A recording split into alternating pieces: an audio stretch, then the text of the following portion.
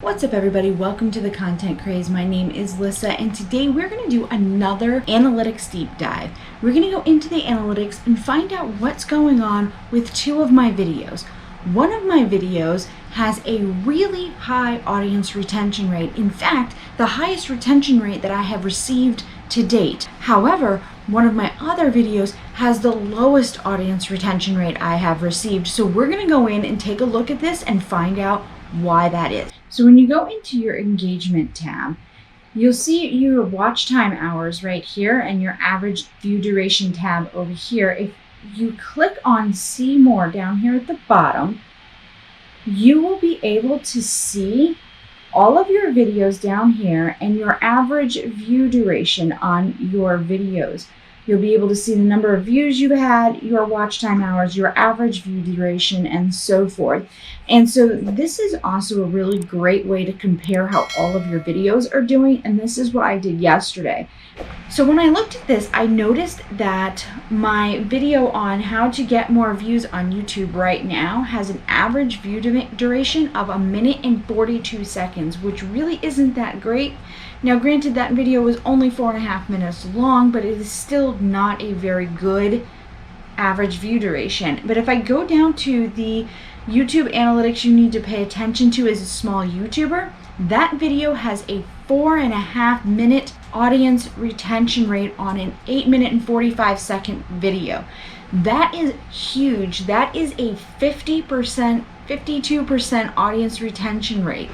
That is the biggest audience retention rate I have received to date. So I want to check out these two videos and compare and contrast and find out why one is doing better than the other. So I'm just going to hover over it and the thumbnail will pop up and we're going to click on this little analytics and it'll bring us right to that video's analytics. This one we have looked at before and we did talk about how this was my first video when I talked right here about exactly what the video was going to be about. That was when I had the most steady engagement. When I started giving examples of different kinds of channels, people didn't really like that. So that is something that I have worked on fixing and we have seen some improvement from that. But then when we go and we look at the video that had the highest audience retention rate, this one looks a lot different. So when we click on the audience retention report, okay, 52% audience retention rate. That is amazing. And you'll see this looks really, really bumpy. If you ever forget what all of this stuff means, that you just hover over the chart guide on the right hand side, it'll tell you exactly what it is you're looking at. So when we have these little peaks that we're getting, this means that people are re-watching or sharing those parts of your videos. And since I don't have a lot of shares on this video, this tells me that people are re-watching this part of the video. This can be a very good thing, especially if you're doing a tutorial type video. They're really trying to learn and understand what is going on. Now, when we have these little dips here, that means that people are skipping over that part of the video. And I don't see too many really big dips. I see that people rewatch something and then they'll watch it, it'll kind of dip a little bit.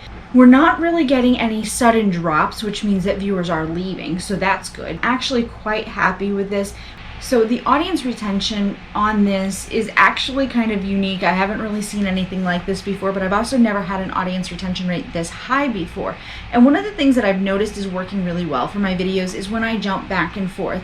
And this is really important when you're doing videos, that you're not just sitting here stagnantly talking. If you're filming from a tripod like I do, make sure you include some kind of movement. So when I show you shots from my computer screen, this is changing things a bit. It's keeping your attention because things aren't just staying the same throughout the whole video.